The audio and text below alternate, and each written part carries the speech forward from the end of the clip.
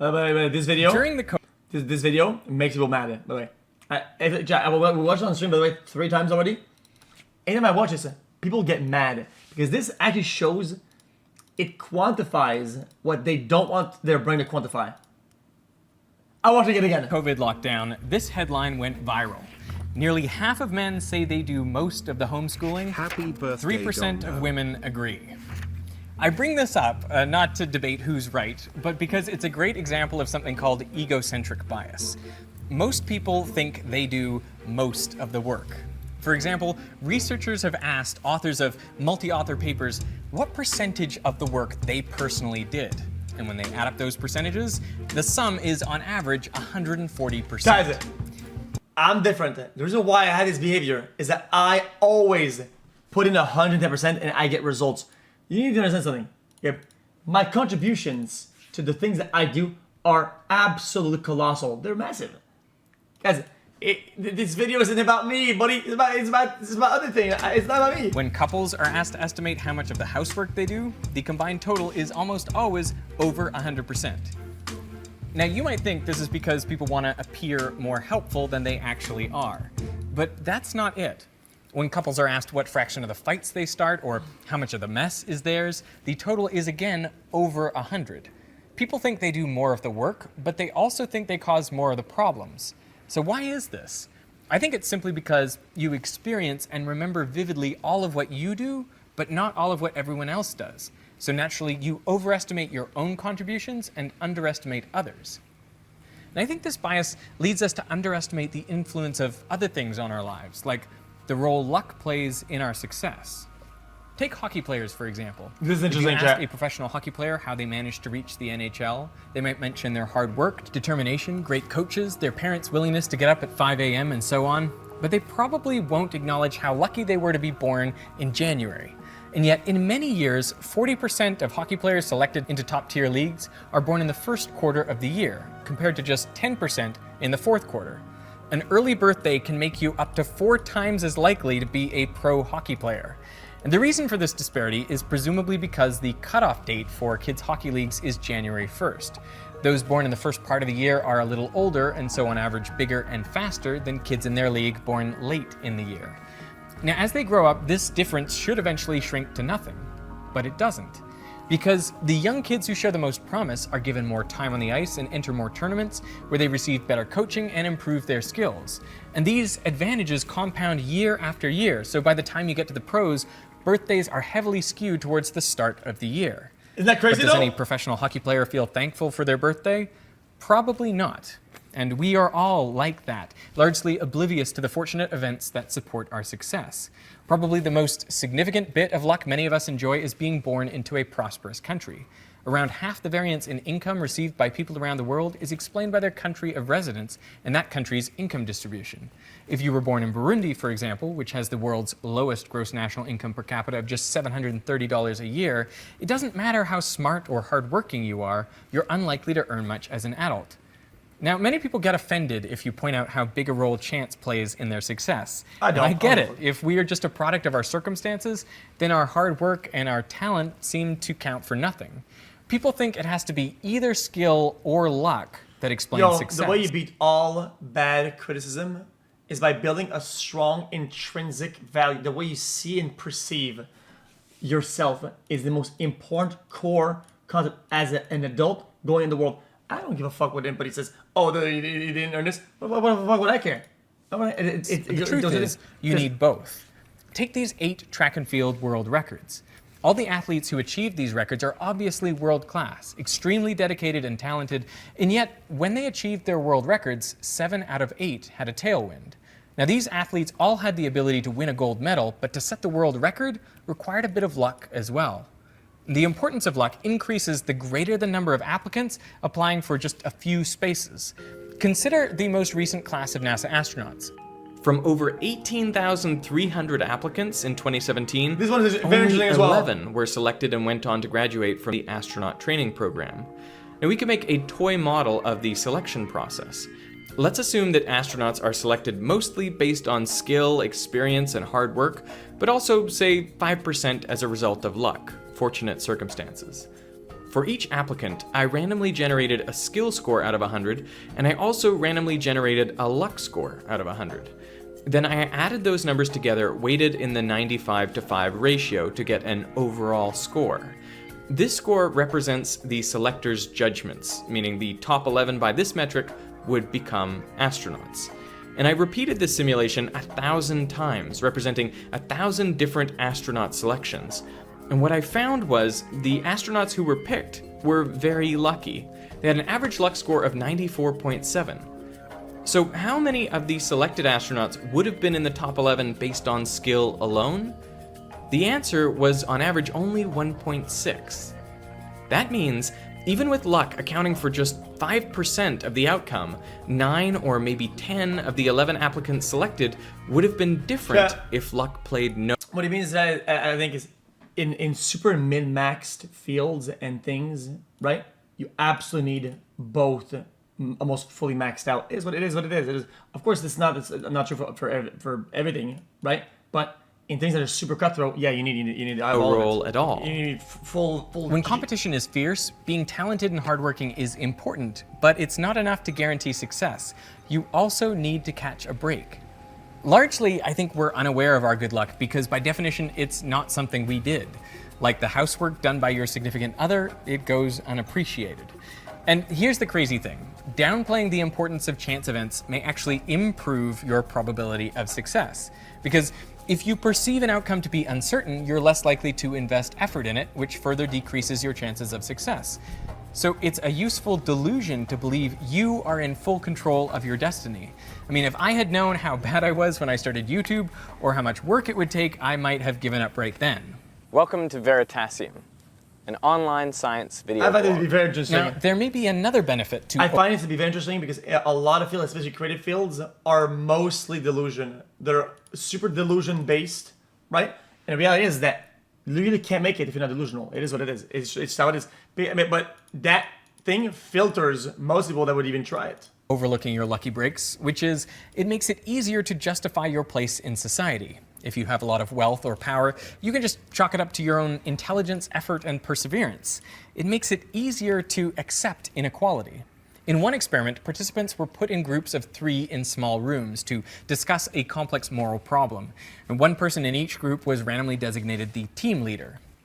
Half an hour later, the experimenter came by with 4 cookies for each team. So who got the extra cookie?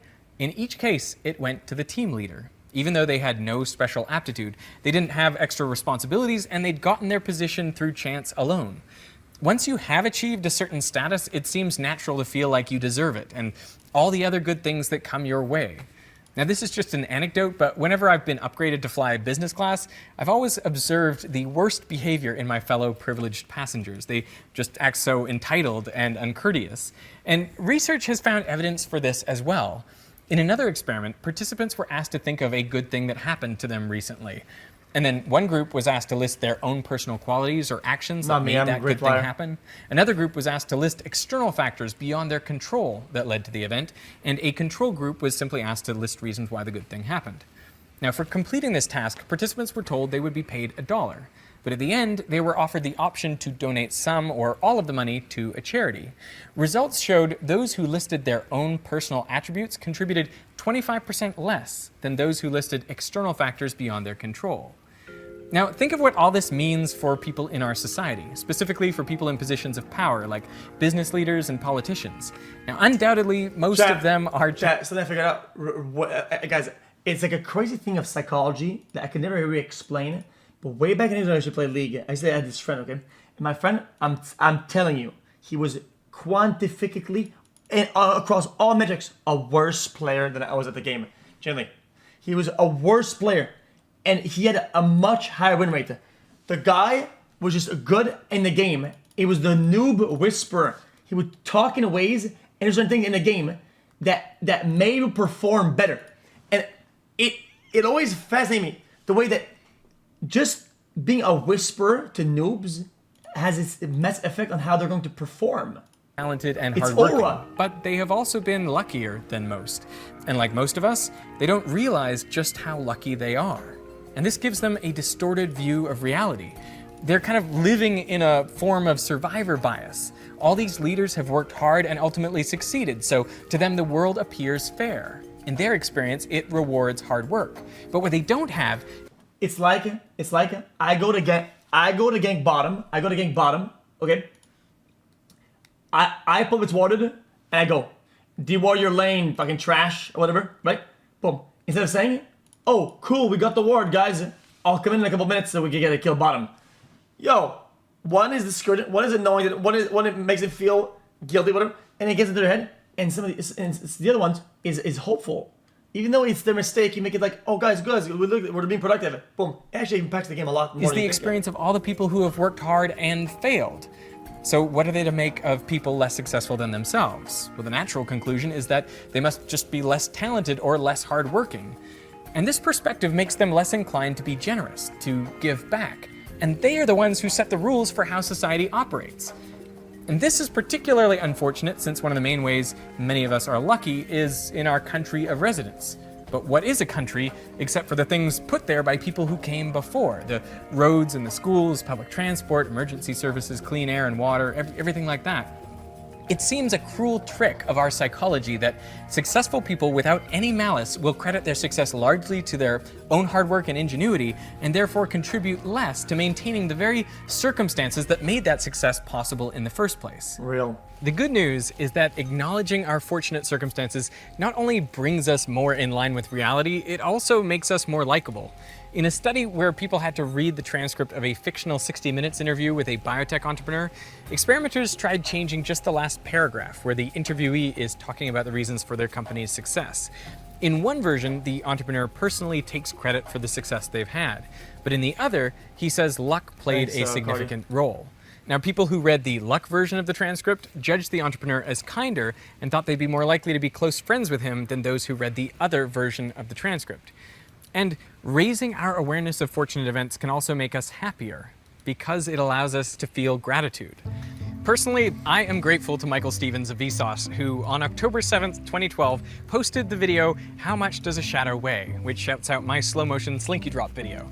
And within 3 days, my subscribers had increased by 1/3, and within a month, they had doubled, leading me to quit my part-time job and work exclusively on YouTube videos.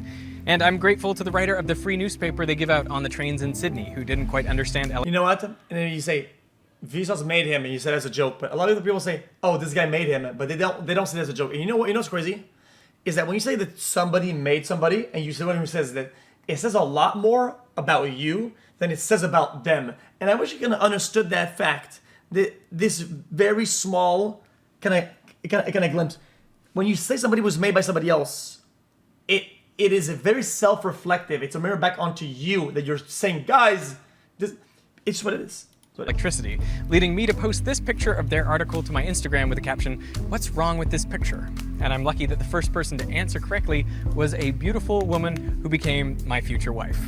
Yep, that is how I met your mother.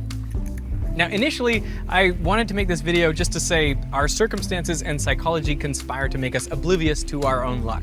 And this leads successful people to view the world as fair and those less successful than them as less talented or less hardworking. And this is before you factor in any discrimination or prejudice.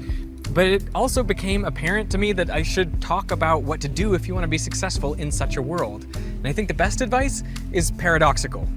First, you must believe that you are in complete control of your destiny and that your success comes down only to your own talent and hard work.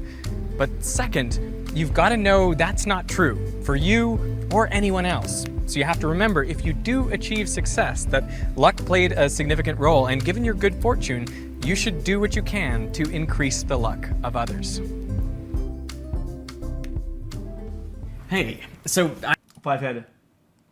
I had an idea for what I could do to increase the luck of others, and that is to give away 100 Snadams kits to people who couldn't otherwise afford them. So if you didn't know... See? That was a good video, no? You enjoy it? Enjoy it? I find it to be very self-reflective. I always find this video, to make you more aware and reinforce what you already knew.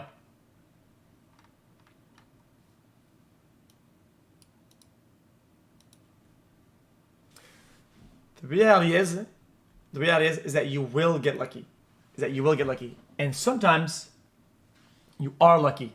But you don't take advantage of that luck. Therefore, you are blind to your own luck. And luck becomes more of a perspective. A lot of people find themselves, oh, wow, I got lucky 10 times today. And you were put in their shoes, you probably thought that was a normal day. Or maybe that was an unlucky day. You see what I'm saying? I find myself to be in that too sometimes. That's why it's good to be introspective about the day sometimes. If you're in the day, then wow. We go to bed and we have a label usually, right? It was a good day, bad day, we were lucky or unlucky. I think it's important to what went good today. Why was I lucky? And how to be grateful. You know what I'm saying?